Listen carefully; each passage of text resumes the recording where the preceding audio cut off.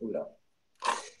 Donc, merci à vous d'être là pour cette dernière rencontre un petit peu bilan, relecture de ce parcours biblique qui nous a occupé pendant donc 4 séances. Au terme de ce parcours, donc, on a pu découvrir, appréhender ces différentes approches différentes approches de l'écriture, méthode historico-critique, mais également la narratologie, lecture psychanalytique, lecture féministe. Eh bien, il est bon, en termes d'un parcours comme celui-ci, d'avoir un petit temps je dirais, d'appropriation personnelle, de relecture, pour découvrir un peu quels sont les apports, qu'est-ce qu'on retient de ce parcours, de cette rencontre, de ces rencontres. Alors ça, peut-être dans un premier temps, donc je vous avais adressé à cet effet un certain nombre de questions pour chaque méthode, de se dire au fond, qu'est-ce que cette méthode atteint, ce qu'elle manque, le profit, et puis le risque qu'il peut y avoir à avoir un usage un petit peu unilatéral de cette méthode. Voilà. Donc je vous proposerai dans un premier temps d'échanger autour de cette relecture qu'on va faire ensemble. Qu'est-ce qu'on repère comme but atteint, lacunes, profit et risque. Et puis, dans un second temps, je vous proposerai dans le temps qui nous restera, exactement, je vous proposerai, bonsoir Bernadette, bienvenue. Bonsoir tout le monde. Et donc, je vous proposerai dans un deuxième temps un peu d'échanger sur, voilà, c'est un peu la tradition ignatienne aussi de cette maison, mission de Porte Haute. Les Ignatiens ont l'habitude de dire tout ce qui n'est pas relu est perdu. Et donc, je crois que c'est important d'avoir à l'esprit, de prendre ce temps de relecture et de se dire, au fond, qu'est-ce que ce parcours m'a fait découvrir et qu'est-ce qui l'a peut-être affecté, touché dans ma manière dans ma relation à l'écriture, mais aussi peut-être dans la foi ou dans la représentation que j'ai de Dieu. Voilà. Donc, voilà le programme. Donc, moi, je vais être beaucoup à votre écoute, parce que c'est aussi le lieu de vérification. Est-ce que dans ce que j'ai dit, il y a des choses qui reviennent ou rien n'a passé, voilà. Et donc, je vais prendre des notes. Mais voilà, c'est surtout vous qui avez la parole.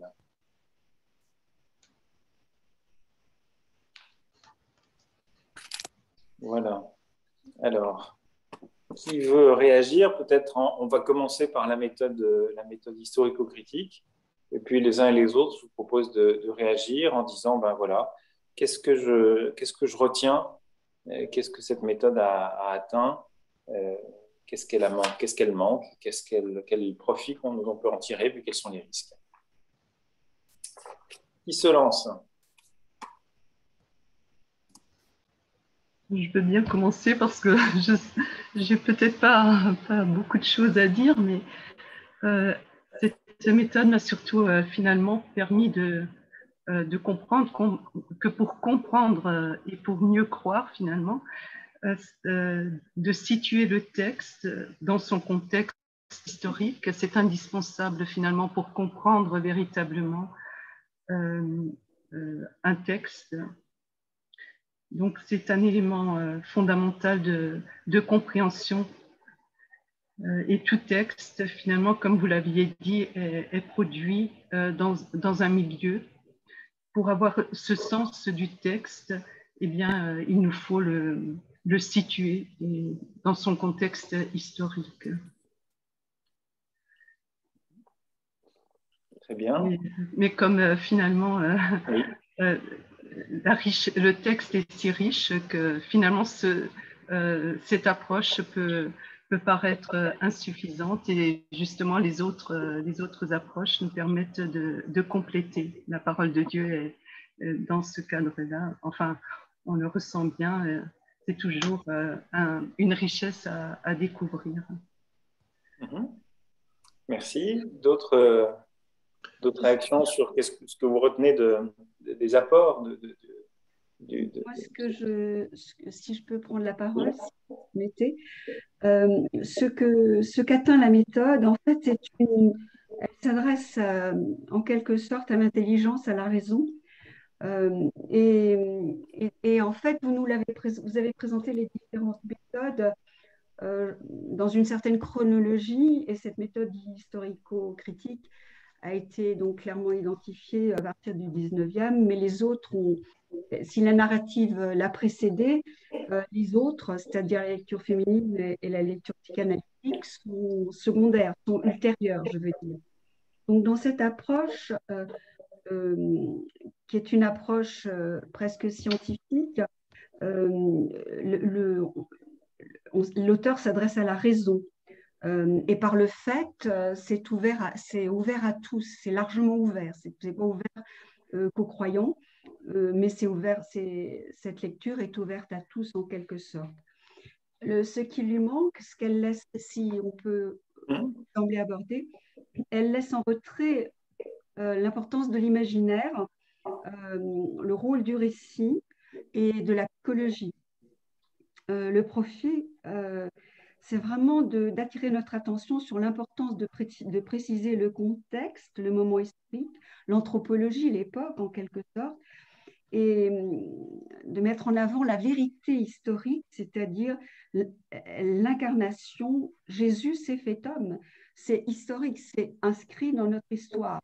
Donc ça, ça nous fait toucher du doigt l'incarnation.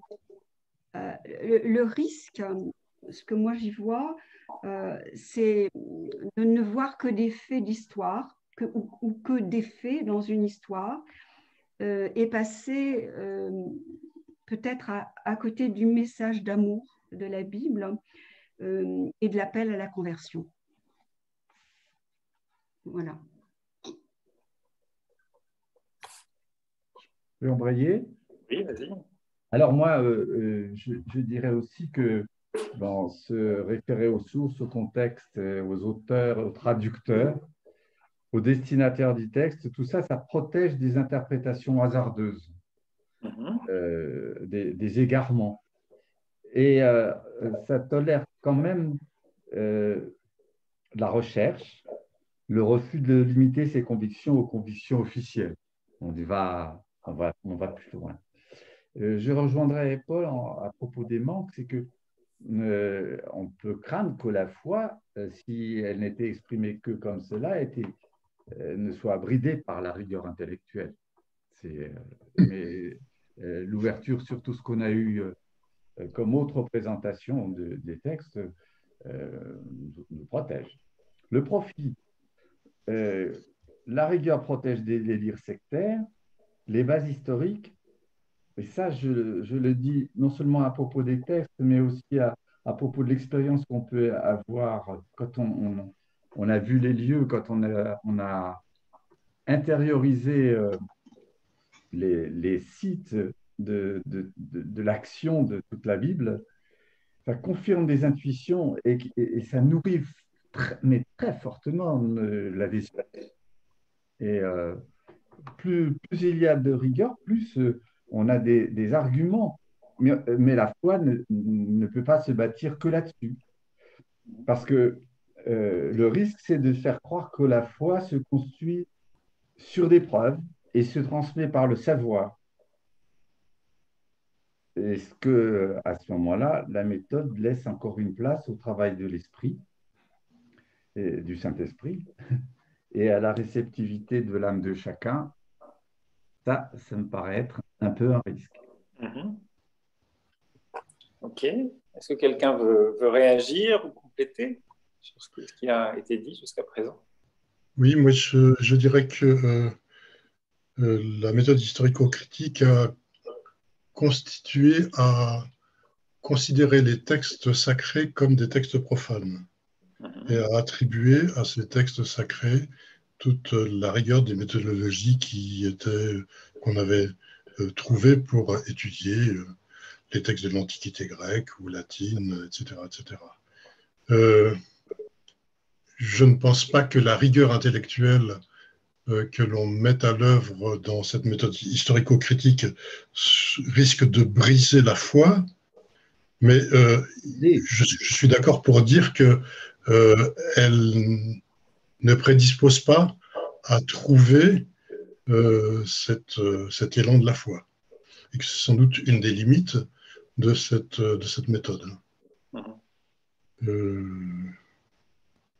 Voilà ce que je dirais pour l'instant. Non, peut-être, cela dit, je crois qu'avec la méthode historico-critique, on peut tout à fait percevoir dans le Nouveau Testament le message d'amour. Il ne me semble pas que l'analyse telle qu'elle est menée empêche de voir cela, mais on en reste à une perception intellectuelle de ce message qui n'est pas repris par une position de foi. D'accord. Marie-Odile, peut-être?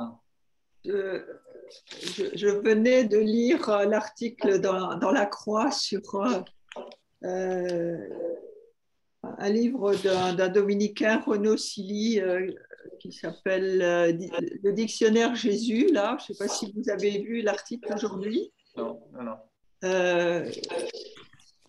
En gros, lui dit que c'est la seule méthode qui tienne la route. Il dit que les évangiles appartiennent au genre littéraire des biographies, des vita antiques, et que toute autre lecture, pour lui, est problématique. Oui, ça me semble un peu radical, mais ma foi. Oui, mais voilà, donc oui, pour moi, ça m'a un peu choqué parce que je trouve que sans tenir à une lecture purement historique, je trouve que ça aplatit complètement la manière dont nous, on peut être retrouvés, sauf à avoir un genre littéraire ou et voilà. Donc moi, c'est pas la méthode, c'est la méthode que j'ai entendue, qui m'a été présentée très largement jusqu'à présent, mais c'est pas ma favorite maintenant. Ça n'est Mais plus. Marie-Odile, est-ce qu'il ne faut pas nuancer ce que tu dis? Parce que la méthode historico-critique permet, par exemple, de comparer les traités d'alliance assyriens à ceux qui sont proposés par le Dieu d'Israël à son peuple. Et on s'aperçoit que ce n'est pas la même chose. Oui. Donc, la perception de cette différence nous incite à nous demander quelle en est la raison, à quoi ça correspond. Oui. Et en ce sens, je crois qu'il y a un spécifique du Dieu de la révélation, Dieu de la révélation juive et chrétienne, qui se manifeste aussi dans cette discontinuité par rapport à ce qui peut exister à côté.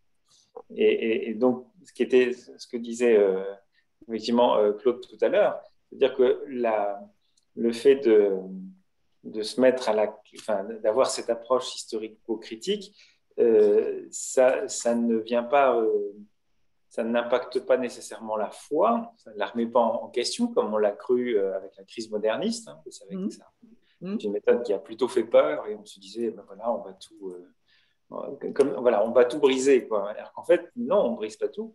Il y a certainement que ça contribue à épurer aussi une foi et un certain nombre de représentations. La foi, les convictions officielles ou la foi officielle, comme disait Pierre tout à l'heure. Mais je crois que ça peut aussi permettre de l'approfondir et de découvrir quel est le spécifique. Et là, c'est aussi alors, ça ne donne pas la foi, bien sûr, mais ça donne de bonnes raisons de croire. Moi, j'ai tendance à dire que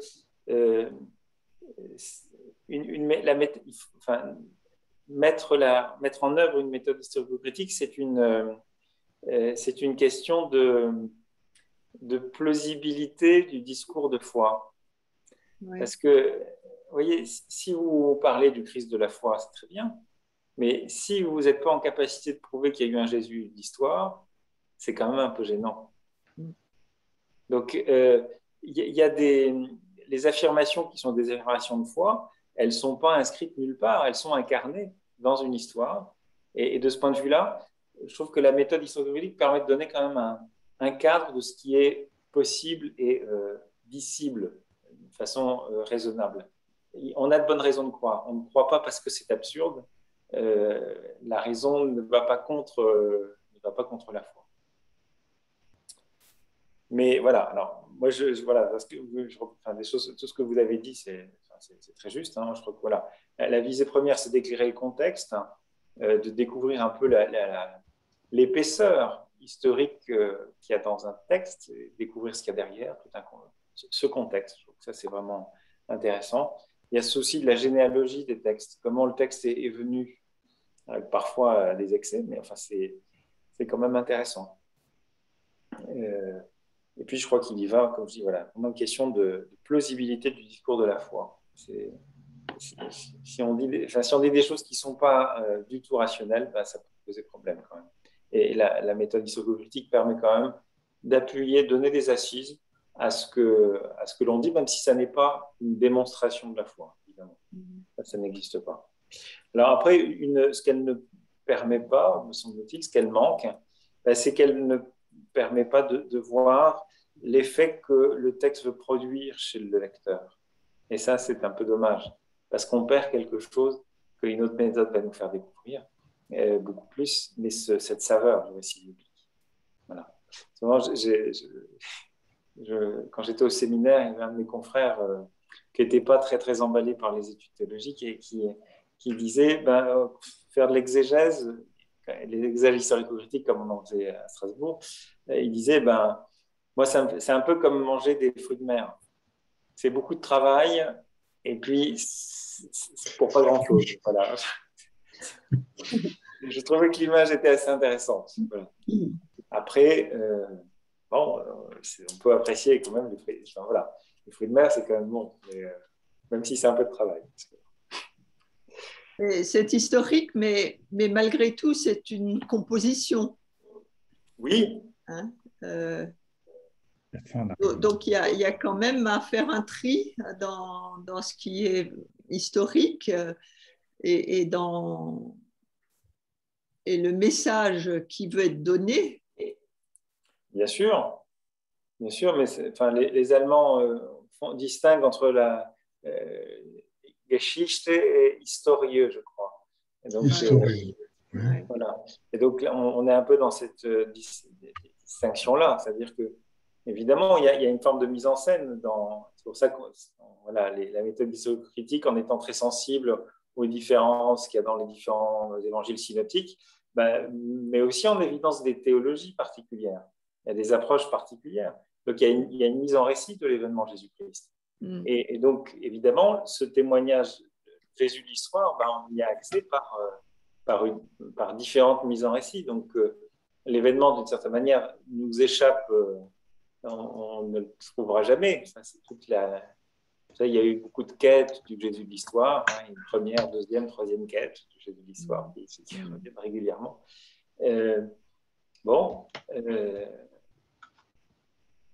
Beaucoup, on peut essayer d'approcher, mais on ne le fera jamais. Enfin, je veux dire, voilà. Tout comme un événement historique, on n'y a accès que par des témoignages qui nous sont donnés par des documents, mais l'histoire dans sa réalité, on n'y a jamais pleinement accès.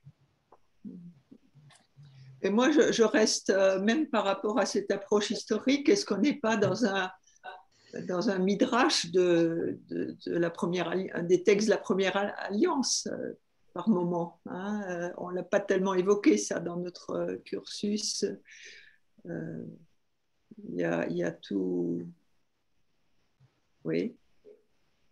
Est-ce que tu peux un peu expliciter Si je peux expliciter, c'est ça? Oui, oui, oui. Parfois, j'ai l'impression que certains textes, certains passages bibliques certains passages de l'Évangile sont comme des réécritures de passages de la Première Alliance où les parallèles sont forts. Mais ça, c'est un régal pour la méthode historico-critique. Ce travail sur l'origine, c'est une des spécialités de la méthode historico-critique. Donc, oui, mais c'est par rapport au Jésus de l'histoire que ça me pose problème de dire qu'un texte nous fait toucher le Jésus de l'histoire. Il nous fait surtout toucher le Jésus dans la lignée des prophètes de la Première Alliance, ou en partie en tout cas. Hein. Le texte ne nous fait pas toucher, on n'a jamais un contact direct, donc forcément, c'est à travers un prisme, à travers une théologie, à travers des interprétations, des perceptions. Donc, ça, je crois que de ce point de vue-là, le Jésus de l'histoire, on ne le connaîtra jamais. Maintenant, je trouve que la méthode historico-critique, elle permet un petit peu de jalonner. Elle met des limites en disant, ben voilà, le Christ de la foi, il peut se trouver là, mais pas complètement là, quoi. Ça permet de jalonner, de borner plutôt un discours sur le Jésus de la foi, le Christ de la foi. Mais ce qui n'enlève rien au fait que, bah oui, parce que chez Matthieu, par exemple, on vous a dit, moi je vous dis, il y a toute le discours sur la montagne, donc qui est une forme de ce point de vue-là, il y a une forme de midrash. Mais ça, c'est aussi, ça nous dit beaucoup de choses sur Matthieu, sur sa communauté, et donc une communauté qui reste quand même assez proche de ses racines juives. Donc ça nous informe beaucoup là-dessus, je pense. Et donc de ce point de vue-là, l'historico-critique raffole de ce genre d'informations. C'est effectivement intéressant. Peut-être quelque chose à rajouter sur les risques un peu de cette méthode historico-critique, parce que c'est au fond, il me semble que la méthode historico-critique a un côté un petit peu, une approche microscopique. Et on va aller chercher dans les détails, on va déconstruire le texte, et parfois on perd de vue la trame de l'ensemble, parce qu'on se perd dans des détails à découper des petites péricopes, sans percevoir qu'il y a un travail rédactionnel qui a fait toute une frise, quoi. Et alors ça, on voit qu'il y a quand même eu dans l'historico-critique un certain nombre de théories plus ou moins, des reconstructions plus ou moins douteuses. Il y a la théorie documentaire sur le Pentateuque qui a quand même beaucoup, qu'on a tenu pour véridique pendant des années. Et puis aujourd'hui, il n'y a plus grand monde qui y tient parce que ça devient quand même très très compliqué et tellement sophistiqué que c'est plus très crédible. Où je vous avais montré, je crois, la synopse de Boimard, la synopse de Jean, donc où il reconstruit la rédaction de l'évangile de Jean avec 3 ou 4 étapes, mais on ne sait pas très bien sur quoi il s'appuie pour le faire à un moment.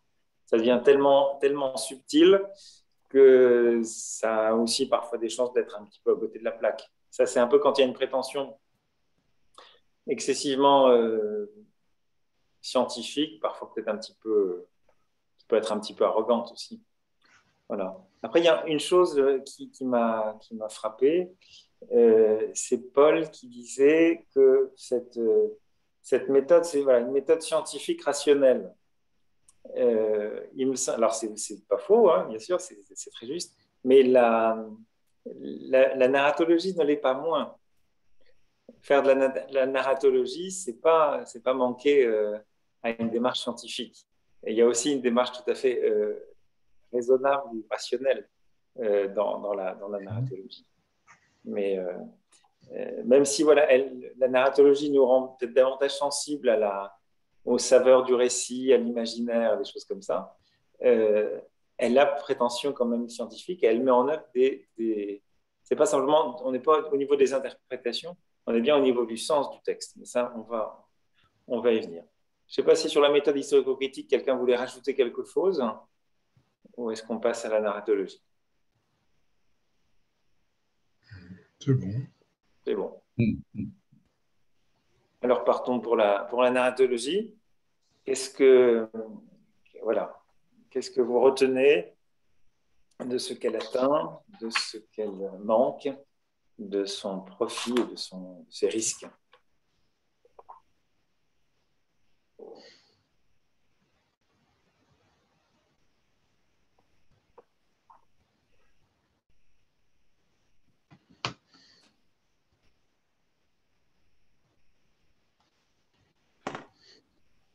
La parole est à qui veut bien apprendre. Moi, je veux bien l'apprendre.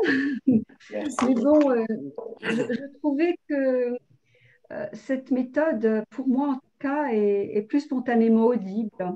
Elle est comme plus proche du peuple, plus populaire et de l'art de conter en quelque sorte, dans lequel on se laisse, on pénètre pour certains d'entre nous peut-être plus facilement.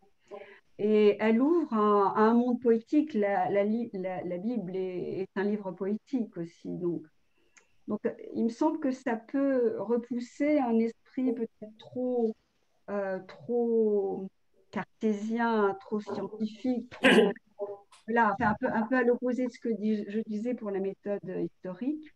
Le profil, c'est qu'elle est peut-être accessible à tous, dans ce regard-là.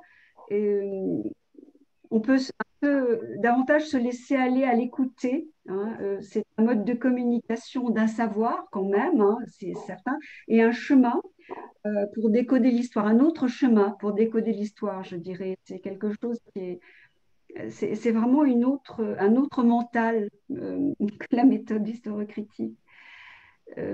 Alors le risque, c'est de laisser prendre la Bible pour un récit fabuleux, imaginaire, déconnecté d'une réalité, déconnecté de notre réel. Et là aussi, en fait, par ce fait de passer à côté du message et de la question de la foi, si on classe tout dans l'imaginaire et la fable. C'est un peu simpliste, hein, ce que j'ai dit, mais c'est ce que j'ai perçu. Alors, j'enchaîne. Très bien. Oui, moi, je crois ce qu'il y a de riche dans la lecture narrative, c'est ce partage avec la perception des priorités de l'auteur, qui transparaissent dans la mise en scène, dans la forme du récit, dans les choix des choses qui lui paraissent essentielles. Et quand on compare les synoptiques, c'est bien clair. Il y a une autre façon de raconter les mêmes faits. Alors ça donne beaucoup d'humanité. En même temps, ça nous rapproche de l'incarnation, je pense, et de ce fait donne chair, hein, au récit. Et le fait de trouver des doublons, finalement, même dans l'Ancien Testament, il y en a beaucoup des doublons, euh, ça donne une saveur différente. Il y a même des doublons qui sont des copier-coller. Mais euh, par exemple, les deux récits de la création, c'est c'est vraiment une chose essentielle pour ne pas s'arrêter au créationnisme pur et simple, quoi. Je veux dire que c'est bien une façon de nous protéger que d'avoir deux récits de la création. Alors, par contre, autant l'historico-critique peut permettre à un non-croyant de découvrir des choses,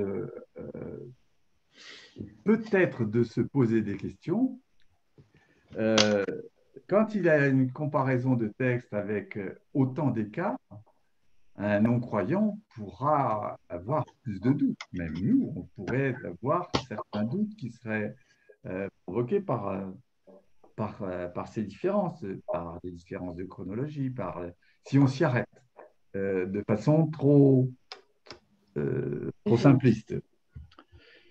Le profil, le travail sur les synoptiques, c'est vraiment un travail qui,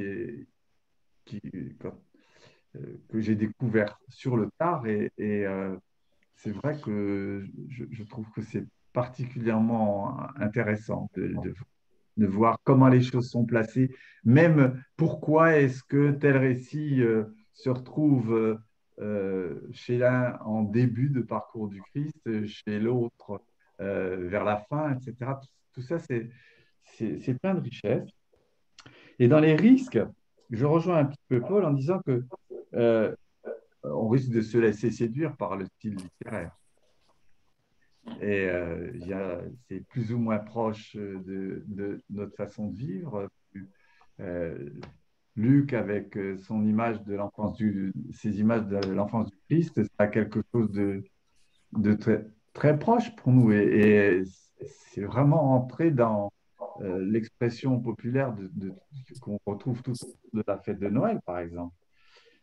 Et par contre, quand on tombe sur des livres entiers de codes et de règles assénées, là, si on est séduit par le style littéraire, ben, tout d'un coup, on a vraiment envie de lâcher prise.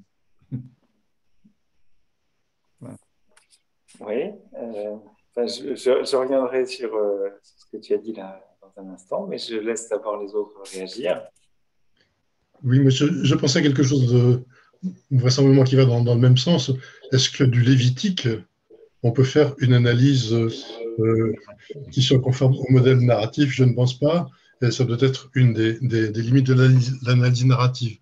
Mais son intérêt, je crois, c'est de considérer les textes, ou la plupart des textes sacrés, sur le modèle du récit,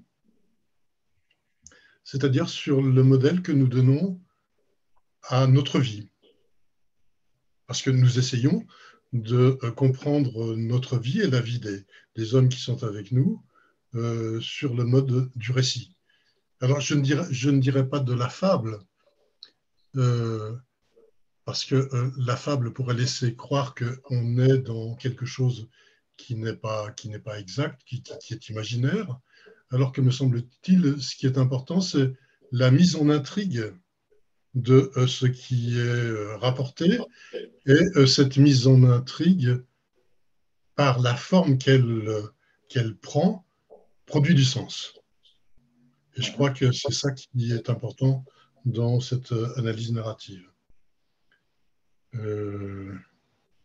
Voilà, alors parfois, elle peut aller aussi très dans le détail et être d'une minutie et d'une acribie qui vaut celle que l'on trouve dans l'analyse historico-critique. Mais ça donne aussi parfois des résultats qui sont intéressants. Paraît intéressant, c'est la manière qu'a cette mise en récit de nous susciter et de nous inviter à nous identifier à des personnages. En fait, il y a l'intrigue elle-même, mais il y a aussi cette espèce de résonance qui se fait avec les personnages, avec évidemment le risque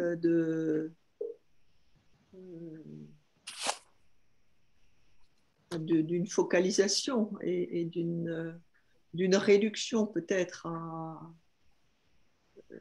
très individuelle.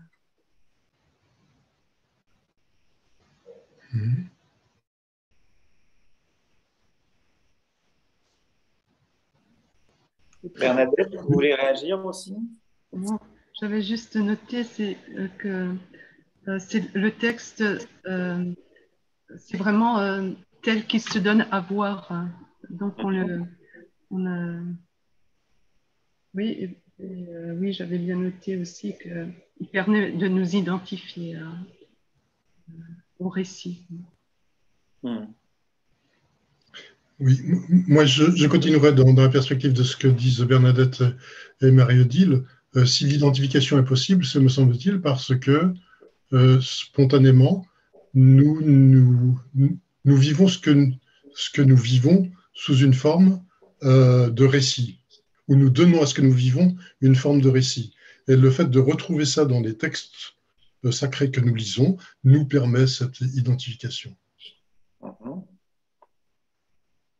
Oui, Alors, j'aimerais réagir à ce que disait Pierre tout à l'heure. Parce que, justement, il me semble que, alors, il y a le récit, mais il ne s'agit pas, quand on pratique la méthode narrative, simplement de se laisser porter et jouer par le récit. Il s'agit de voir où le récit veut nous conduire. Donc c'est un espèce de, c'est une méta-histoire, enfin une méta-histoire au sens de le récit, c'est un méta-récit. Donc il s'agit de regarder ce qu'il y a derrière le récit. C'est de trouver cette mise en intrigue. Et c'est en ce sens que c'est scientifique. On va essayer de découvrir quelles sont les habiletés que l'auteur a mises en œuvre pour faire vivre quelque chose au lecteur. Et en ce sens, on n'est pas simplement le jouet d'une histoire, mais on va essayer de décortiquer de façon parfois assez subtile, effectivement, comment l'auteur a construit le récit pour conduire l'auditeur, le lecteur, à faire un chemin et à se déplacer. Voilà, donc ce qui est vraiment remarquable dans cette approche narrative, c'est qu'elle cherche à appréhender l'effet du texte recherché sur le lecteur. Alors, c'est intéressant parce qu'on découvre quelque part, à la différence de l'approche historico-critique qui a tendance à décortiquer les choses, à les décomposer, à délimiter une péricope, etc. C'est une approche qui redonne aussi au récit, qui fait revivre le texte. Finalement, il y a quelque chose de moins asséchant, beaucoup moins asséchant, dans un premier temps en tout cas, dans l'approche narrative. Ce qui me paraît intéressant aussi, c'est que ça rend attentif aux détails du récit, parfois, parce que justement, comme elle cherche à voir les choses dans la dimension synchronique, donc comment le récit se présente dans sa forme finale, pas essayer d'abord de chercher mais où est-ce que ça vient, son origine, comment ça a été mis ensemble, etc. Mais c'est de voir comment les choses émergent progressivement. Par exemple, dans le texte qu'on avait étudié, c'était comment le fait que les deux guérisons soient enchevêtrées l'une dans l'autre, c'est intéressant parce que le témoignage de foi de la femme aux pertes de sang était très important pour le cheminement personnel et le cheminement de foi du chef de la synagogue, invité lui aussi donc quelque part, et puis souvenez-vous aussi pour le coup de la stratégie qui était mise en œuvre de façon assez nette, qui consistait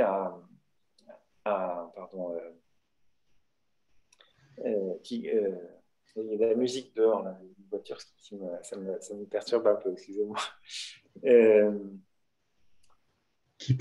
L'introspection, à quelle introspection on aboutissait, puisqu'on nous faisait finalement entrer dans l'intimité presque de cette femme qui s'interroge, seulement je l'approche, etc. Et ce qui ouvre une plage d'identification. Ça aussi, je trouve qu'il y a quelque chose d'intéressant. Et là, on perçoit bien la stratégie qui est celle de l'auteur et qui veut nous faire partager l'expérience aussi de cette femme-là. Voilà. Dans les limites, alors oui, c'est que c'est une approche synchronique et donc qui a pas le même souci d'enracinement dans l'histoire. Donc ça, c'est clairement une lacune. Un profil, je crois que ça nous fait entrer dans une forme de contemporanéité par rapport au texte biblique. Autant la méthode historico-critique nous ramenait à l'altérité du texte, qui est le produit d'une époque, qui est situé dans le temps, et un temps qui n'est pas le nôtre. Donc, on perçoit beaucoup plus l'altérité du texte, peut-être, alors que dans une trame narrative, comme on perçoit la trame narrative, on est d'abord pris par la magie du récit. Donc, il y a quelque chose de beaucoup plus contemporain et on y rentre peut-être plus facilement. C'est dynamique en même temps. Oui. L'accent est mis aussi sur la dynamique par le récit. Oui, c'est ça. Je crois que ça redonne de la saveur au récit biblique. voilà, donc je crois que enfin, moi, j'ai découvert enfin, peut-être un peu plus tardivement, parce que j'ai été formé à l'histoire critique, mais je trouve que c'est quelque chose de vraiment très réjouissant, mais qui doit être complété par l'approche historique, parce que sinon on risque d'oublier vraiment cette altérité du texte biblique qui ne nous est pas immédiatement accessible. On n'y entre pas, comme ça, hein, comme dans un moulin. Hein. Voilà, je n'ai pas d'autres réactions par rapport à cette méthode narrative.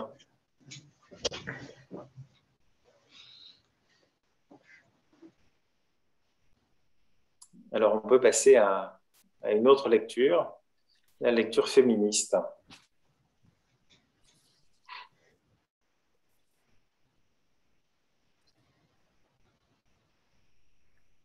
Je crois que enfin, là, elle montre vraiment la place que donne Jésus à la femme.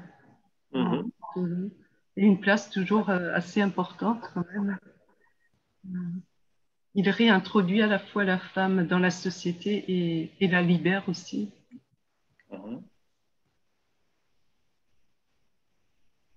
Mais peut-être aussi en même temps que les évangélistes n'ont pas été très sensibles à cette façon d'entrer en relation avec les femmes et de leur accorder toute la place qu'elles devraient avoir.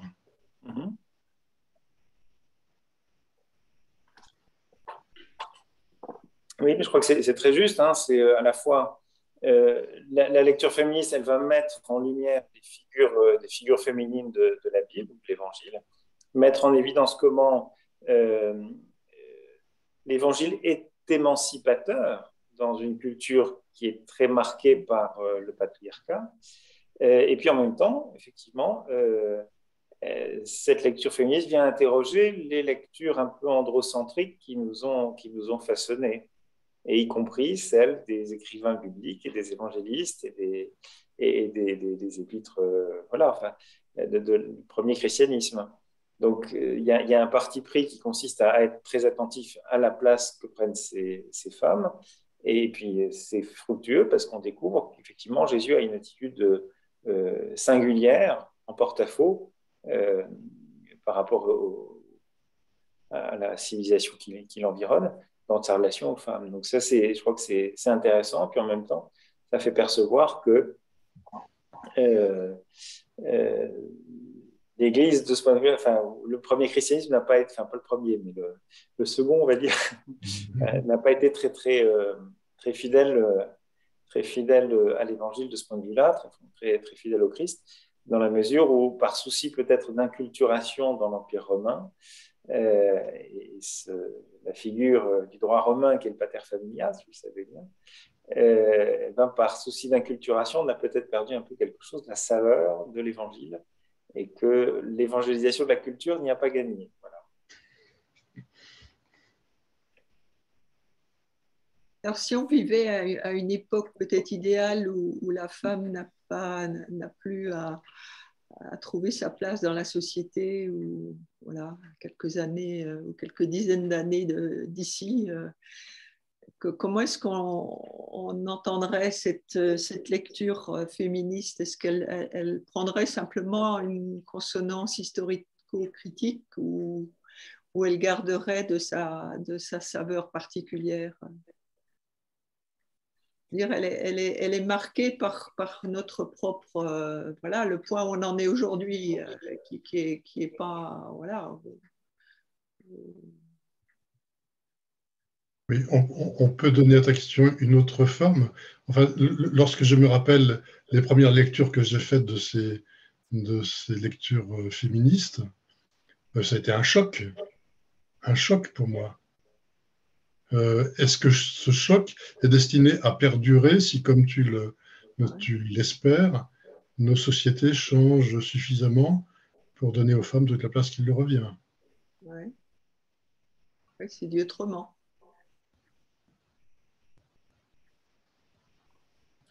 Après, il me semble que les lectures qu'on fait des textes, ben évidemment, il y a aussi une forme d'accumulation. Donc, je pense qu'on ne lira plus dans 10 ans les textes bibliques comme on les lisait il y a 40, 50 ans, parce qu'il y a eu des apports heuristiques. Il y a eu on a l'épistémologie a avancé.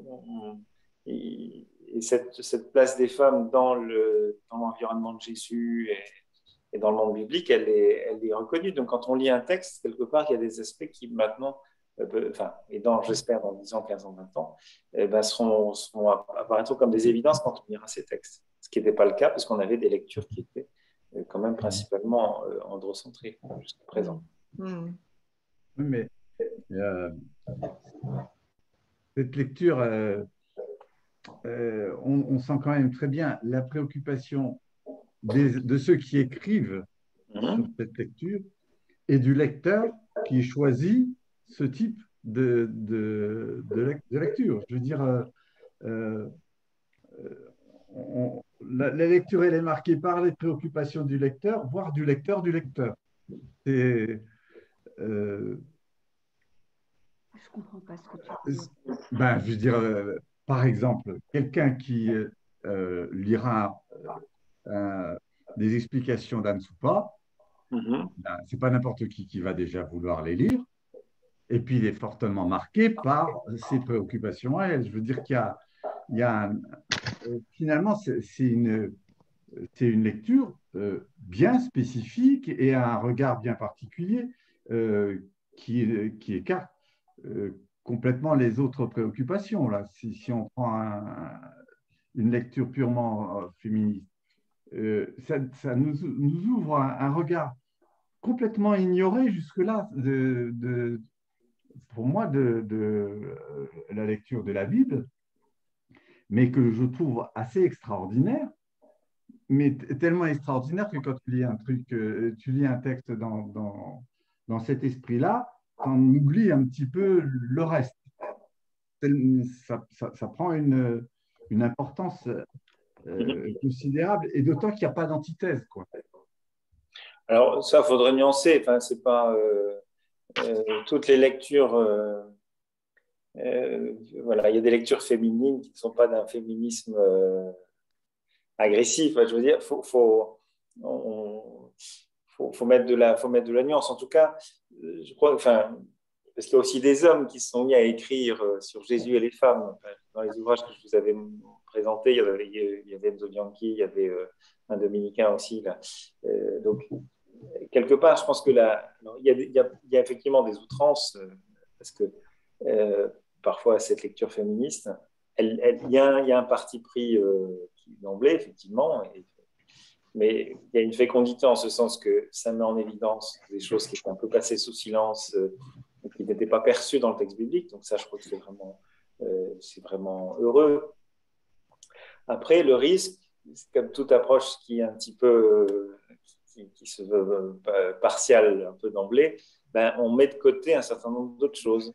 Et donc, à trop se soucier des mères des mères de l'Église, on oublie aussi les pères de l'Église. Alors que je pense qu'effectivement, il faut être attentif à à la globalité du texte. Le texte ne dit pas que, il n'y a pas que. Alors, c'est important de retrouver cette dimension aussi féminine de Dieu dans les textes bibliques, de penser aussi quelque chose qui est de l'ordre de la maternité de Dieu. Il y a un certain nombre de textes qui vont à l'appui de ça. Et en même temps, ce n'est pas pour autant qu'il faut barrer l'idée de paternité de Dieu, quoi. Voilà.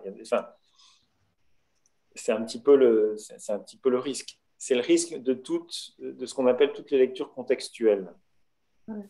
Donc, vous avez un autre exemple, je l'avais évoqué, mais c'est les lectures du type théologie de la libération, ou les théologies africaines ou asiatiques, vous avez aussi ça. C'est-à-dire qu'on va lire les textes à partir du contexte qui est le sien. Et donc, forcément, il y a un certain risque de projeter des luttes ou des combats dans des textes pour qui ce n'était pas forcément la préoccupation.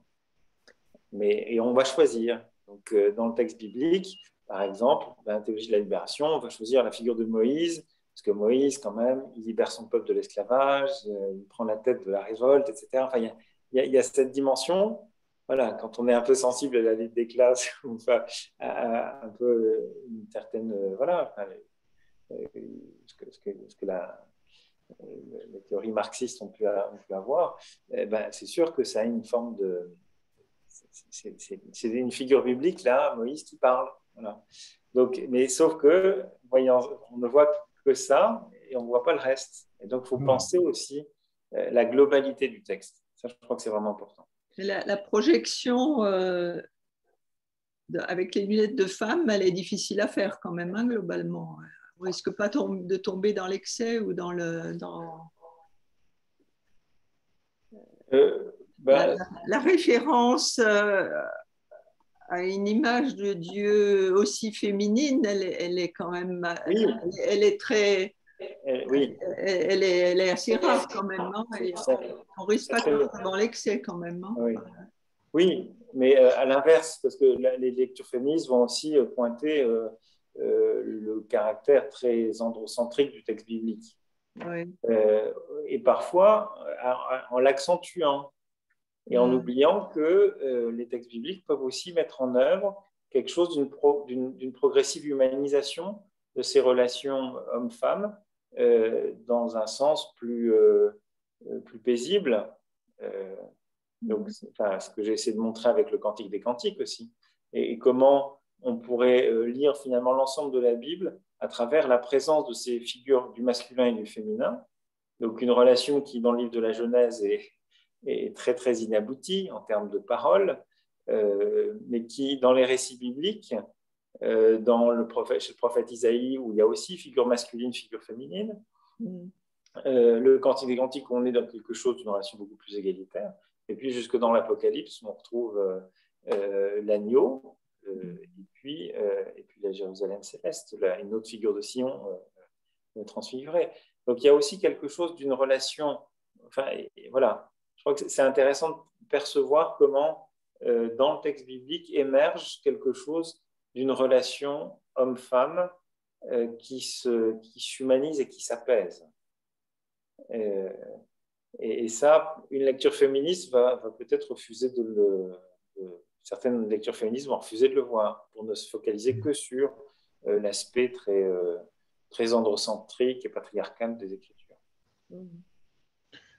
Les lectures féministes ont aussi pour avantage d'attirer notre attention, ou enfin à ceux d'entre nous qui ne connaissent pas suffisamment d'hébreu pour avoir accès au texte original, qu'un certain nombre de choses sont de genre grammatical féminin, comme Shérina, comme Ruach, je crois, comme cette qualité de Dieu qui est ému dans ses entrailles. Un lecteur juif, il le perçoit spontanément du fait de ses connaissances grammaticales. Pour nous, non. Mais la lecture féministe, moi, m'a permis de le savoir. Oui, mais je crois que c'est... enfin, voilà, même si parfois elles peuvent être un peu radicales ou excessives, je crois qu'elles elles nous ont vraiment aidés à percevoir des choses qui jusqu'à présent étaient invisibles à nos yeux, quoi, d'hommes lecteurs de la Bible. Et donc, voilà, quand je dis que ça aboutit à ce que des hommes se mettent à lire de manière féminine, j'ai envie de dire, le texte biblique et à y reconnaître la place des femmes autrement, enfin, je crois que c'est plutôt heureux, et de façon sûrement plus mesurée, mais ça, c'est quand même très heureux. Mais voilà, en tout cas, je crois qu'il y a un vrai bénéfice. En même temps, voilà, être conscient du risque de projeter des luttes ou des combats sur des textes. Ça, c'est toujours possible. Voilà, on peut continuer avec la lecture psychanalytique.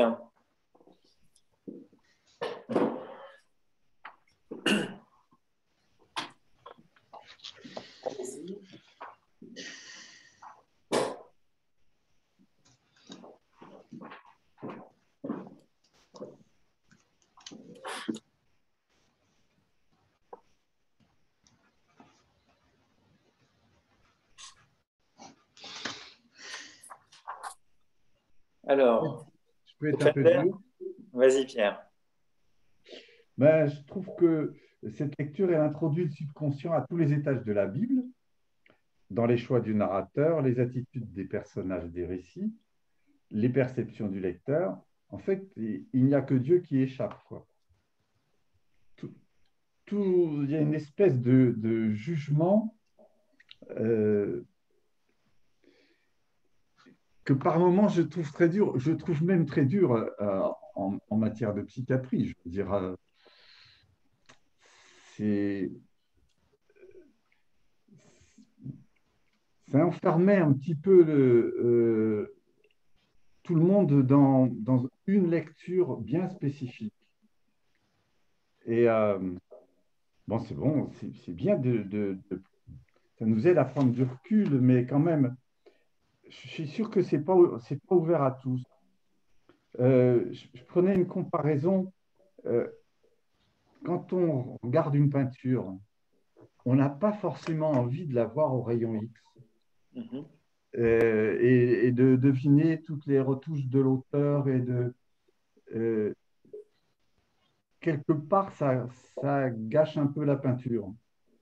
Et je ne sais pas si, quand moi je lis la Bible avec ce regard-là, je n'ai pas un petit peu la même réticence.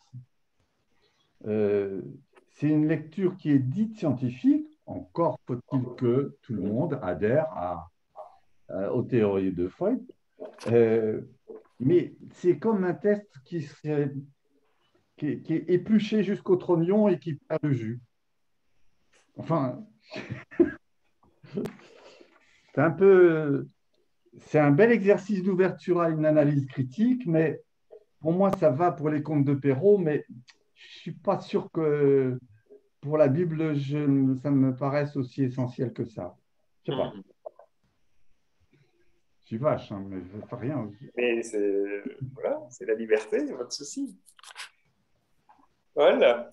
Moi, je trouvais que cette approche, bon, c'est vrai, m'a beaucoup surprise. C'est vrai que quelque part, avec la culture et la formation qu'on a, c'est des choses qu'on a perçues, mais je ne m'attendais pas, par exemple, dans le texte qu'on a étudié, à comprendre tout ça sur ce versant, je trouve que ça tient quand même bien debout.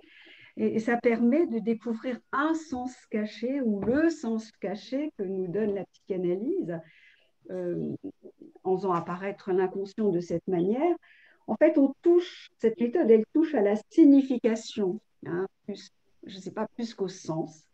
Et donc là, la signification, c'est de la subjectivité, quoi. C'est autre chose, quoi. Mais ça ne la clôt pas. C'est-à-dire que est-ce que c'est toute la signification? Est-ce qu'il y a encore une autre signification? Moi, ça me pose des questions parce qu'on enferme dans une signification avec la psychanalyse.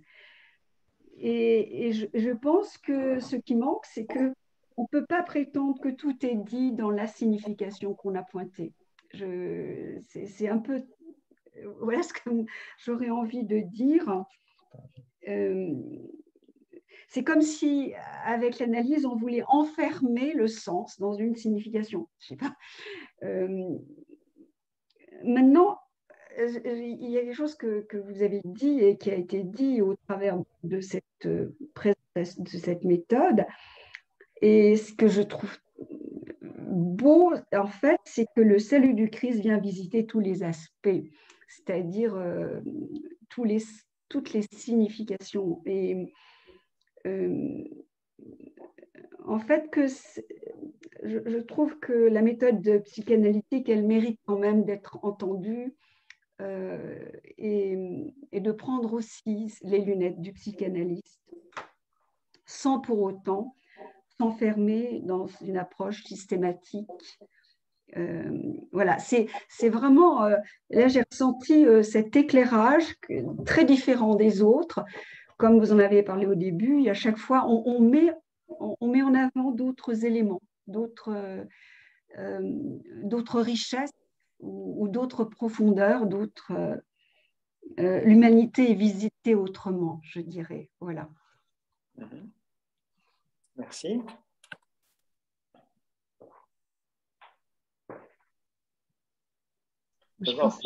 pardon, on a quand même le sentiment que chez les Fender, sur cette question-là, les avis sont un peu partagés quand même.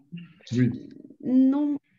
Si, ça se rapproche. Hein. Oui, mais disons que la psychanalyse, je ne dirais pas qu'on vit avec, mais on a fait la psychiatrie, donc on sait bien combien c'est mystérieux, on sait bien combien c'est une boîte de Pandore, c'est-à-dire on sait bien que certains êtres ne résistent pas à l'identification de ces vérités profondes. Il y a des gens qui se suicident, qui ne... donc oui, c'est une vérité. Je pense que tout le monde ne peut pas mettre ces mulettes-là, je veux dire. On est donc bien d'accord. Voilà. On est bien d'accord. On ne s'était pas concerté. Ah non, on n'a pas du tout discuté. On ne s'est pas concerté du tout. En général, on joue le jeu. Chacun fait son papier de son côté. Hein. Et Pierre, je te sentais quand même plus sévère que Paul sur la lecture psychanalytique. Voilà, mais excusez-moi. Je trouve que c'est un peu une perte de liberté quand même dans le regard. Oui, c'est un point de vue. On verra ce que disent les autres. Bernadette, je vous ai coupé la parole, excusez-moi. Non, c'est... Moi, je pensais plutôt que c'était un approfondissement de la compréhension. Enfin, c'est le fait de découvrir le sens caché, les non-dits ou bien les interprétations. Je le voyais plus pour mieux comprendre finalement des réactions.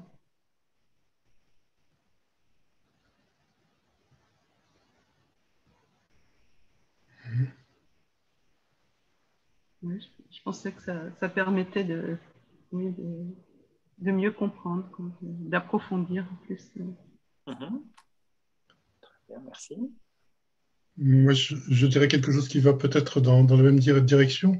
Il me semble que dans les méthodes de lecture que nous avons vues, c'est celles qui, par le fait qu'elles mettent en jeu la subjectivité des acteurs des textes qu'elle évoque, m'incite à me projeter moi-même dans ce texte en tant que subjectivité.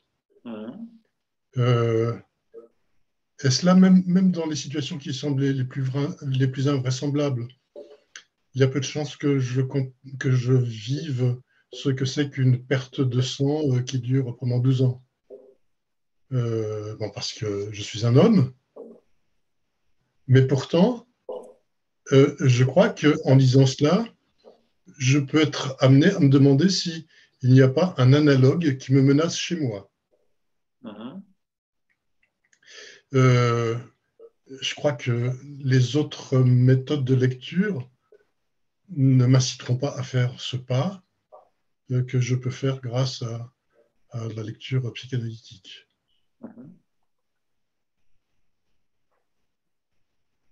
Bon, et puis alors, si on parle du chef de la synagogue, alors là, pour un homme, l'identification est tout à fait facile, et je crois que chacun de nous peut y trouver du profit.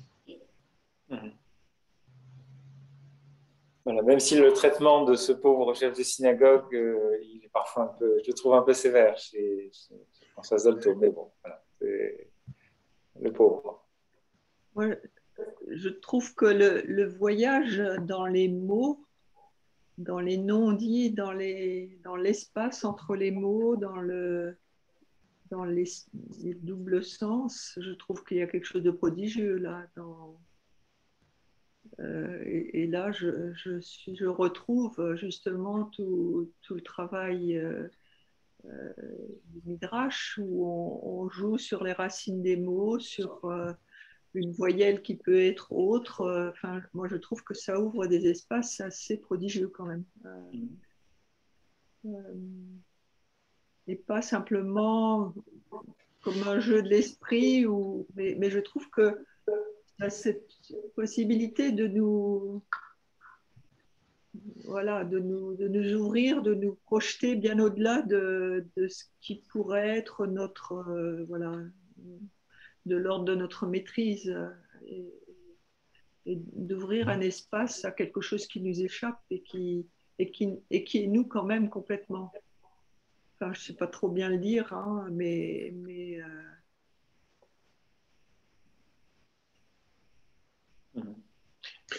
Oui, moi, je voudrais prendre d'un certain côté la défense de Françoise Dolto, s'il en a eu jamais besoin. Euh, il me semble que parfois, elle a des affirmations qui peuvent apparaître comme très brutales. Mais d'un autre côté, on sait que dans la clinique psychanalytique qu'elle avait, euh, elle avait une capacité d'intuition de ce qui se passait chez son vis-à-vis que peu de personnes avaient à son époque. Premier point.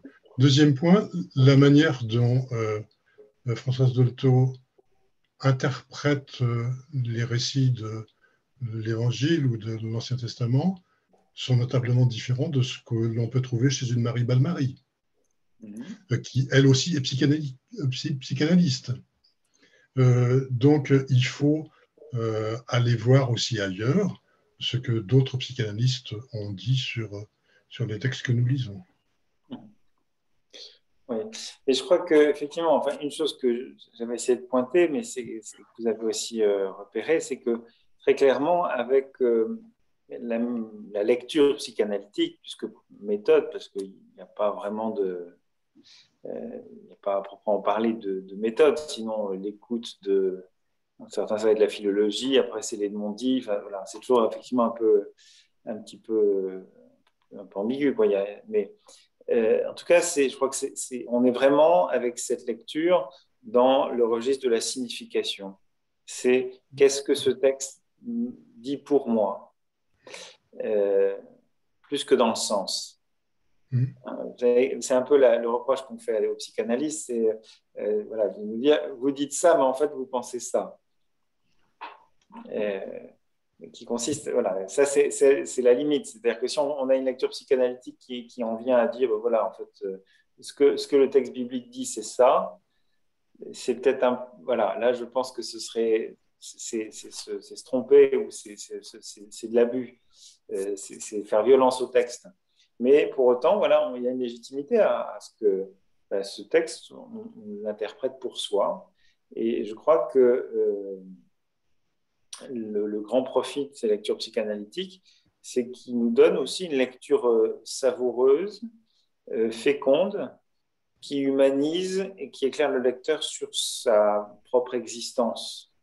Parce que, voilà, je vous ai parlé d'André Hénin, mais où on découvre finalement combien dans ces récits de la Genèse,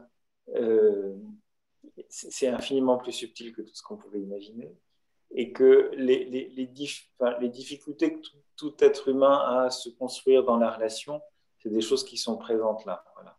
Et je crois que la lecture psychanalytique, elle met ça bien en évidence. Voilà.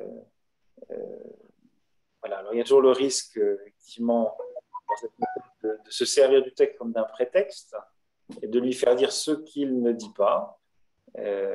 C'est le côté insupportable du psy qui vous dit dites ça, mais c'est pas ça que vous dites en fait. Et donc il y a parfois le risque vraiment de projeter simplement, de faire du texte biblique un exercice d'application avec un espèce d'ouvre-boîte universel. Voilà. Ça, ce serait le risque. Mais au fond, c'est aussi le risque d'autres méthodes. Hein, d'autres méthodes peuvent avoir la même conséquence. Plutôt plus que celle-là, non? Pardon? Plutôt plus que celle-là. Il n'y a pas d'ouvre-boîte universel dans le langage, dans la lecture psychanalytique, justement, puisque...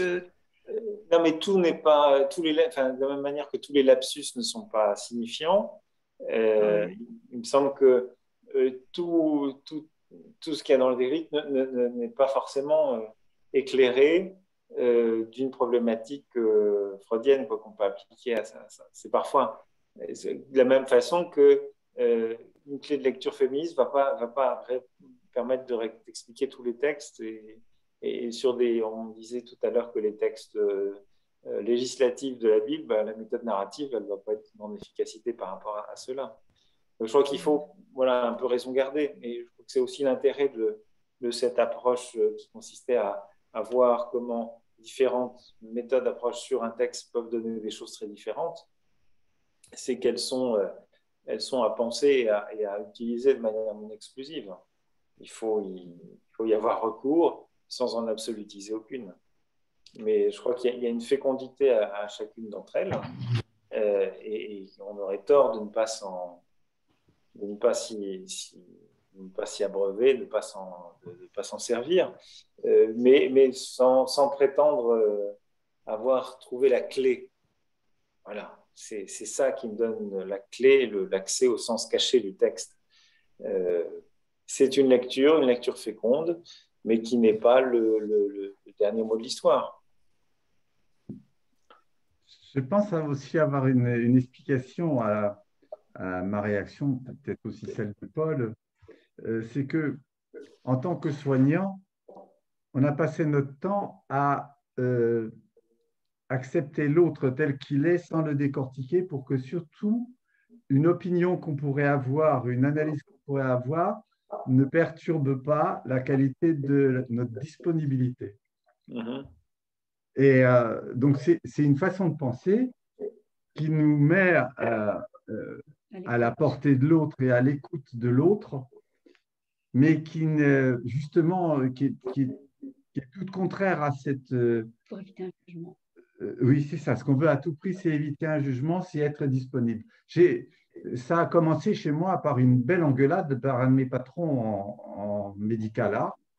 Nous avions un patient qui passait de chirurgie, de service des traumas crâniens, où on le récupérait après une crise convulsive et avec de beaux dégâts au niveau de sa boîte crânienne. On le remettait en état parce que ses convulsions étaient liées à son éthylisme.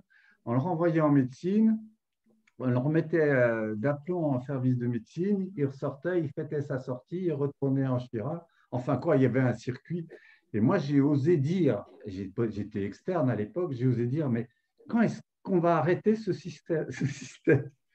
Vous n'avez aucune opinion à avoir sur les gens que vous soignez. Et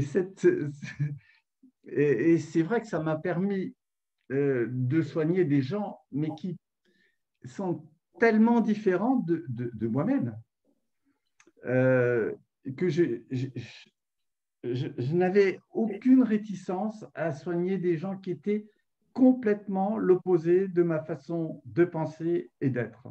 Mm-hmm. Alors, vous comprenez, l'attitude, elle est tout à fait différente que celle de celui qui veut essayer de décortiquer qu'est-ce qu'il y a donc là derrière. Et c'est pour le soigner. Et l'attitude, elle était là pour ne pas perturber la relation, quoi. C'est pas du tout pareil. Hein. C'est pas du tout pareil. Oui, c'est pas. Enfin, après, je suis pas sûr que tout alors peut-être que vous avez une approche plus de la psychiatrie que de la psychanalyse, mais oui, je suis pas sûr qu'un psychanalyste soit dans le jugement, ou a pour mission de mettre les gens, d'enfermer les gens dans des petites boîtes. Non, mais il n'est pas amené à soigner de la même manière. Non. Pas du tout. Psychiatrie, psychanalyse, je pense que c'est pas tout à fait la même chose. Et puis, il y a quand même chez le psychanalyste une grande attention au récit. Et donc, il y a une grande écoute et être attentif à ces failles. Après, c'est pas parce que vous les entendez que vous précipitez dessus et vous allez montrer du doigt qu'est-ce qui ne va pas chez vous et de dire voilà ce qui pose problème chez vous. Mais voilà, on peut entendre ces failles. On peut avoir vers soi quelques intuitions, sans que pour autant on tombe dans le jugement. Alors c'est vrai que peut-être à la lecture du texte de Françoise Dolto, bon, le pauvre chef de synagogue, quand même, dans sa il en prenait pour son grade. Et c'est peut-être mais là, j'en dis peut-être plus que je ne devrais. Et donc, comme père, comme homme, on en prend forcément un peu. On est un peu éclaboussé aussi. Je suis pas sûr que par exemple, ce qu'elle dit elle dit des choses quand même tout à fait intéressantes sur la manière dont cette fillette est remise par le Christ, enfin, se découvre, enfin, d'une certaine manière, devient femme dans le regard du Christ et par la place de ces autres hommes qui sont là, qui la regardent d'une manière différente. Je trouve que c'est assez éclairant. Voilà, alors ça ne dit rien du sens du texte. Probablement que c'est à milieu des préoccupations, mais je pense que c'est une belle manière de nous dire aussi comment le Christ vient humaniser, éclairer nos vies, et comment il est thérapeute et comment il guérit. Voilà. Mais encore une fois, il ne s'agit pas d'en faire un absolu. Je pense que c'est vraiment une lecture féconde. Alors, André Ouénin, donc il est familier de la psychanalyse, je ne suis pas sûr qu'il soit lui-même psychanalyste, je ne crois pas. Mais il a travaillé avec un psychanalyste. Pardon ? Il a travaillé avec un psychanalyste. Il a écrit un livre avec un psychanalyste. Mais c'est pas, il a écrit comme bibliste, peut-être. Enfin, il est sensibilisé, mais je ne crois pas qu'il ait une pratique psychanalytique. Non, je ne pense pas. Non. Donc, voilà, en tout cas, il est familier, mais je crois qu'il y a une vraie fécondité. Enfin, si vous avez l'occasion de lire ces textes de Ouénin, moi, ça m'a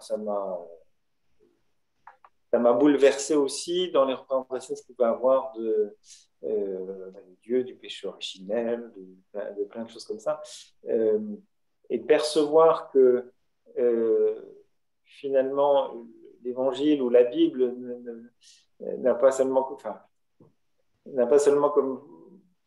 comme vocation, on dit souvent en saine théologie orthodoxe que Dieu s'est fait homme pour que nous devenions Dieu. Oui, très bien, mais c'est très beau, mais il nous permet aussi de devenir pleinement homme. Et il y a tout ce travail d'humanisation, et c'est à la mesure dont on est humanisé qu'on est aussi divinisé, parce que Jésus est parfait dans sa divinité et dans son humanité. Et donc, c'est ça qui est très intéressant. Et je trouve que l'approche psychanalytique, même si d'un bibliste qui a du goût pour la psychanalyse, quand il lit les récits de la Genèse, je trouve que ça donne un souffle et une dynamique qui est remarquable et qui nous rejoint, tout un chacun dans sa patte humaine et dans le travail d'humanisation qui est le sien. Voilà. Après, là, je trouve que le texte de Dolto, alors même si elle est dure avec ce pauvre Jaïr, en même temps, elle pose des tas de questions sur la manière dont les uns et les autres nous envisageons les relations. C'est-à-dire que le texte biblique, avec cette lecture psychanalytique, nous renvoie aussi quelque chose d'un miroir de nos propres fonctionnements et puis peut-être aussi de ce qui est dans un peu des travers qui peuvent être les nôtres dans la relation. Je crois qu'il y a un effet miroir qui est intéressant. Qui est intéressant et qui est fécond. Mais voilà, une explication pour soi, je crois que c'est vraiment quelque chose de riche pour l'interprétation, mais à condition, et ça c'est vraiment essentiel, de ne pas dire c'est ça le sens. Voilà, ça me parle, ça me permet de faire tel ou tel travail sur moi, c'est très bien. Pour autant, il ne faudrait pas qu'on en vienne à en faire une règle ou un absolu universel. Voilà. Voilà un peu ce que l'on pouvait. Voilà, enfin, je trouve que c'est profitable de faire ce petit travail de relecture pour que, voilà, à la fois pour s'assurer qu'on a bien entendu la même chose et qu'on est à peu près à la même heure les uns les autres. Et puis, je crois que c'est bien aussi, dans un second temps, maintenant, de peut-être partager nos découvertes à titre peut-être plus personnel, enfin pour voilà, liberté à chacun de partager ou de ne pas partager. Mais qu'est-ce que vous avez découvert et qu'est-ce que ce parcours a peut-être un peu changé de votre manière d'aborder les textes bibliques et d'envisager la foi, les relations, envisager peut-être aussi qui est Dieu. Voilà, une grande question.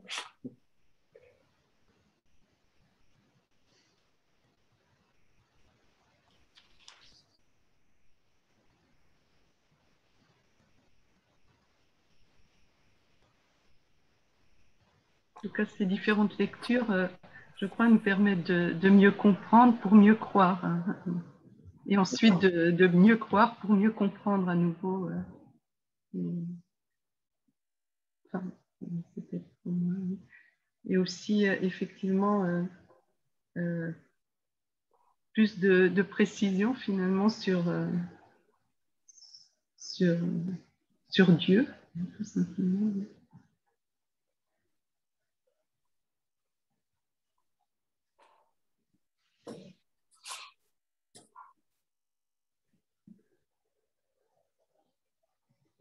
Également, j'ai vraiment envie de lire Françoise Dolto, que je n'ai pas lu grand-chose pour mieux, oui, en termes de relation avec Dieu et puis relation avec les autres, pour approfondir ce côté-là.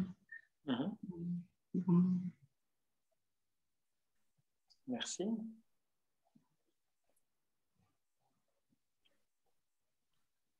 Alors moi, j'ai vraiment découvert la multiplicité de ces approches et en quelque sorte leur complémentarité et tous les sens qu'elle apporte à la parole. Finalement, l'écriture, la parole, c'est quand même notre lieu de rencontre avec Dieu et pour moi, c'est extrêmement important. L'écriture, elle est vraiment un chemin, un refuge, mais c'est surtout la rencontre avec le Seigneur et mieux saisir, mieux entendre. Ça n'est pas encore le voir, mais c'est déjà avancé.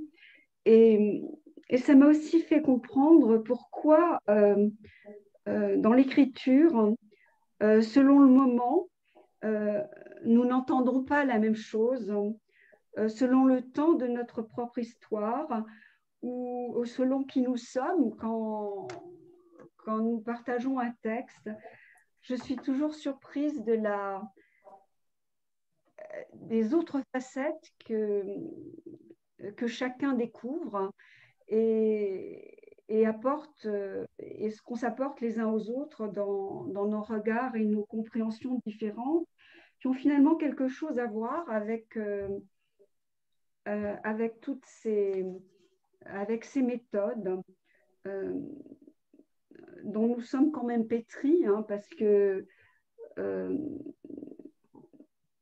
j'imagine que nous lisons les uns et les autres ces textes depuis longtemps, pas de la même façon peut-être, et pas avec la même compétence. Hein. J'étais quand même très frappée de découvrir dans les échanges que nous avons eus là combien certains d'entre nous sont savants, tant sur les lettres anciennes que sur la connaissance biblique.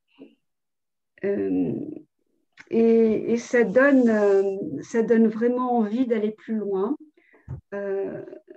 non pas pour enfermer Dieu dans une connaissance, mais pour aller à sa rencontre. Merci. Merci, Paul. J'irai dans le sens de Paul et de tout ce que vous avez dit en disant que je perçois aussi une soif de plus en plus intense et que je me demande comment on peut être blasé à lire la Bible parce que, pour paraphraser, on peut lire 100 fois les textes, c'est toujours la première fois. Et je trouve ça, c'est prodigieux. Donc, j'ai pris énormément de plaisir, mais je sais que ça n'est qu'une porte ouverte de plus. Il faut continuer. Bon, il va y avoir des courants d'air chez les séminaires.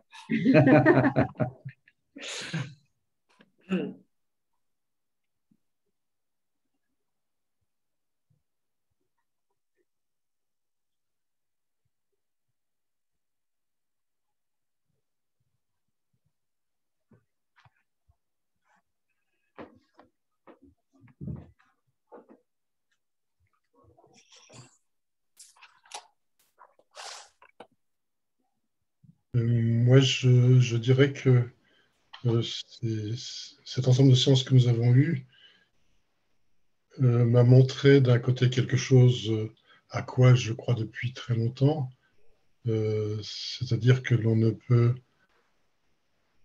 accéder à Dieu que de façon médiate par la lecture des textes que nous appelons sacrés et par les rapports que nous avons avec d'autres personnes qui vivent dans la foi.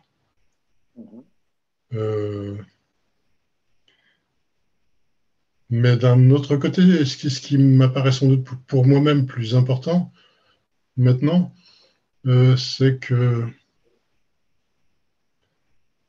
il n'est pas possible d'en rester à une connaissance intellectuelle ou à ce nous avait défini comme étant le sens, mais qu'un travail sur les significations est déterminant et important pour moi.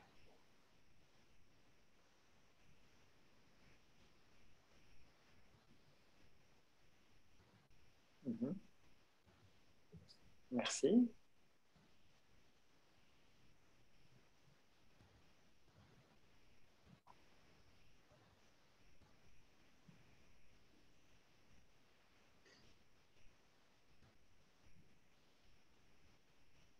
Alors, je pensais à ce qu'évoquait tout à l'heure Bernadette. Là, je pensais à ce que nous disait, il y a ça, voilà, quand j'étais encore séminariste, Monseigneur Doré, qui était venu faire l'une ou l'autre conférence au séminaire. Et il avait une formule qui revenait régulièrement. Il me disait, plus on réfléchit sa foi et plus on l'estime, et pas l'inverse. Voilà. Réfléchir sa foi, c'est toujours quelque chose qui l'a fait estimer, qui l'a fait grandir. Et il nous disait aussi comment, voilà, il avait été euh, confronté un peu au maître du soupçon quand il a fait ses études de théologie, et comment, voilà, d'avoir accepté d'aller jusqu'au bout de la critique, au sortir de cette critique-là, sa foi n'en était pas plus faible. Elle en était au contraire revigorée comme éprouvée. Voilà. Quand on éprouve de l'or par le feu, il y a quelque chose aussi de cet ordre-là. Et je crois que chaque fois on retourne à ces textes bibliques avec voilà, une dimension qui peut être critique, qui peut être parfois un peu déconstructive, et malgré tout, il y a quelque chose de bon qui en ressort. Voilà, et c'est aussi donner crédit à notre foi d'être quelque chose de solide qui ne se laisse pas balayer non plus comme ça. On a de bonnes raisons de croire. Et je crois que euh, quand on, quand on va à la rencontre de ces textes et en acceptant d'être déplacé, notre foi n'est pas remise en cause, elle est au fond, je crois, épurée et elle s'approfondit.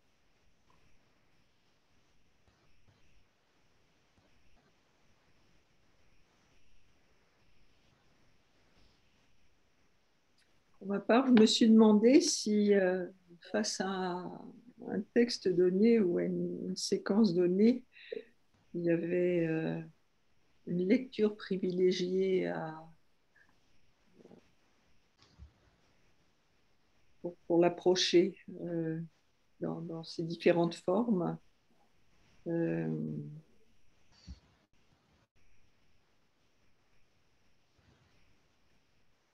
Et puis, je me suis dit aussi que je n'aurais jamais fini d'épuiser une signification, en fait.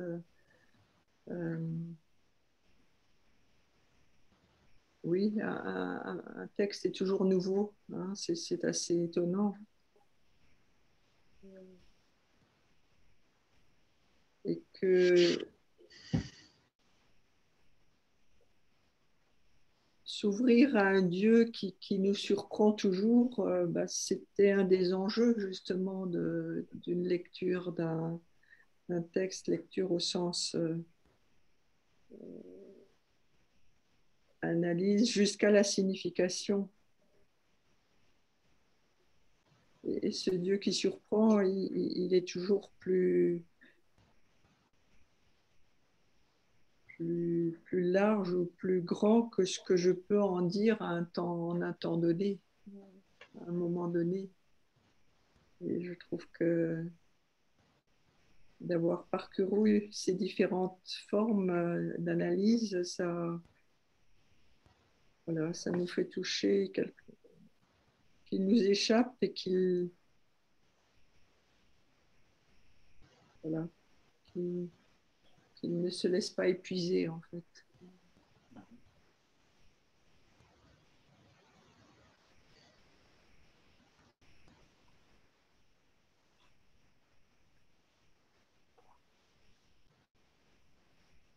La parole de Dieu est vivante, quoi. Elle est dynamique. C'est là qu'on ressent. Oui, efficace, plus qu'un glaive, tranchant, Ah oui, à deux coups. comme dit saint Paul. Ouais. Et puis là, c'est ça que je trouve aussi intéressant dans ces différentes approches, c'est de percevoir qu'elles nous disent quelque chose d'un Dieu qui s'incarne dans une histoire, dans un récit, et puis dans nos vies, dans ce qu'elles ont de concret, dans le contexte qui est le nôtre, à la fois le contexte, je dirais, nos constellations psychologiques, et puis les contextes sociaux qui peuvent être les nôtres, dans les relations hommes-femmes et autres. C'est-à-dire que je trouve que ça nous dit quelque chose d'un Dieu qui s'incarne, vraiment, qui s'enfonce dans la pâte humaine et dans toutes ses dimensions sociales, historiques, de genre, on pourrait dire.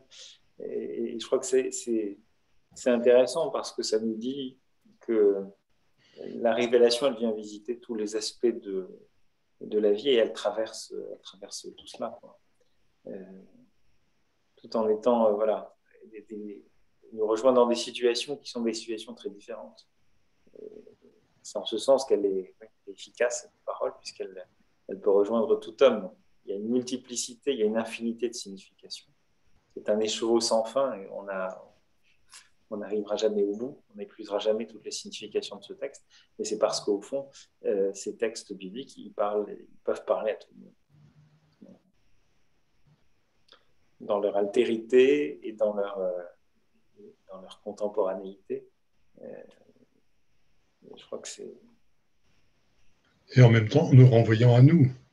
Oui, bien sûr.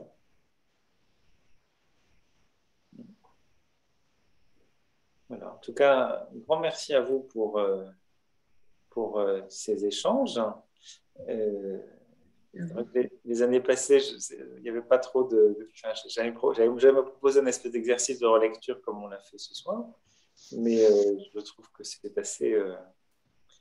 assez fécond d'avoir cet échange-là. Plus d'interactivité certainement que les fois précédentes, mais je crois que c'est voilà. En tout cas, merci de votre intérêt, de vos remarques, de vos relances. Je trouve que c'est très riche et c'est un encouragement à continuer parce que travailler la Bible seule, c'est jamais voilà. Et on a besoin de stimulation extérieure, donc c'est très précieux. Je dis toujours, voilà, les cours bibliques, c'est un grand service que je me rends à moi-même.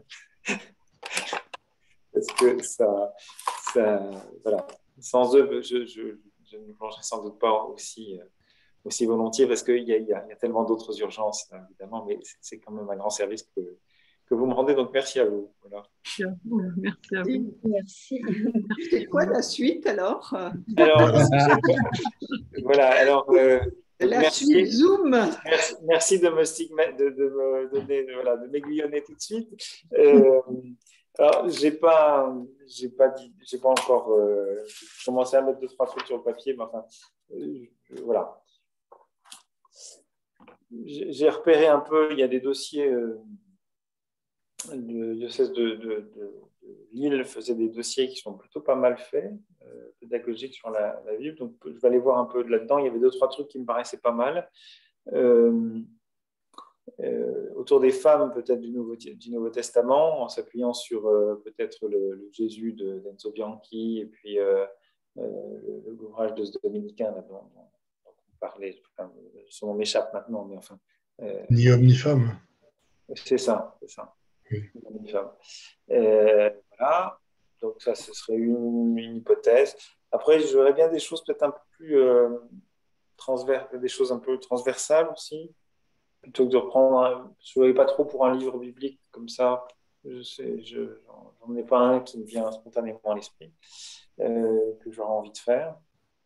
Mais peut-être des choses autour du regard, les regards dans un peu des regards bibliques. Comment quelque chose autour des yeux, comment les yeux de personnages regardent telle ou telle chose. Voilà. Bon, c'est pas encore quelque chose. Oui, ça reste encore. Faut que je lise pendant l'été. Mais enfin, en tout cas, un truc qui paraît assez faisable. Et puis, quelque chose autour des femmes du Nouveau Testament, ça pourrait le faire. Mais je ne sais pas arrêter encore. Maintenant, si vous avez des desiderata, n'hésitez pas. Mais pas de garantie que ce soit traité, mais au moins vous aurez posé la question. Hein.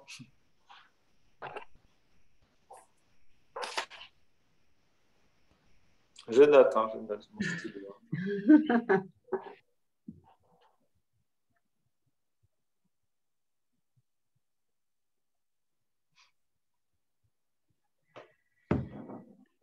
Apparemment pas. Vous vous laisserez surprendre. Oui, mais les deux choses proposées sont intéressantes. Ouais, enfin, on va voir ce qui est. Vous avez vu un truc pas mal autour des disciples missionnaires. Qu'est-ce que c'est qu'être disciple missionnaire? Et puis partir de la figure de Pierre dans les évangiles et dans les épîtres. Voilà, enfin, on verra.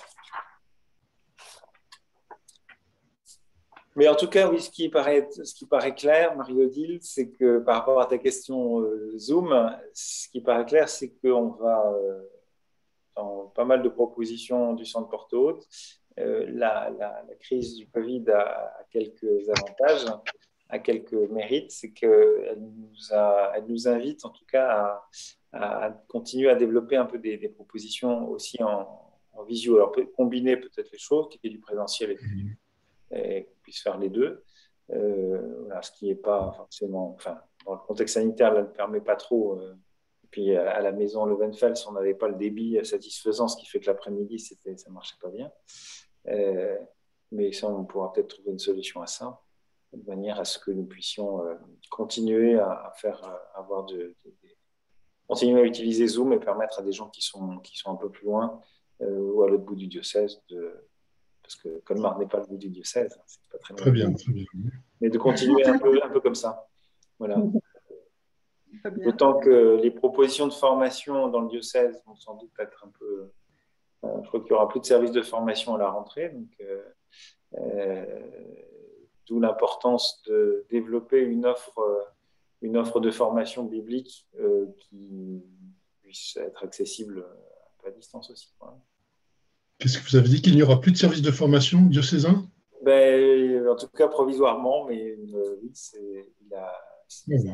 il était mal en point, mais voilà. Donc, c'est pas très. En tout cas, il y a une période de jachère qui s'ouvre, donc voilà. C'est important d'avoir des propositions alternatives qui ne soient pas, comment dire, trop contraintes par la dimension géographique et de la proximité. Voilà. Présentiel, oui. Voilà. Et bien donc, il ne me reste plus qu'à vous souhaiter bonne été, si on ne se revoit pas d'ici là. Et puis, bonne lecture. Merci. Merci beaucoup. Merci, vous aussi. Et au revoir. Au revoir, à bientôt. À bientôt. Bonsoir. Bonsoir. Bonsoir. Bonsoir.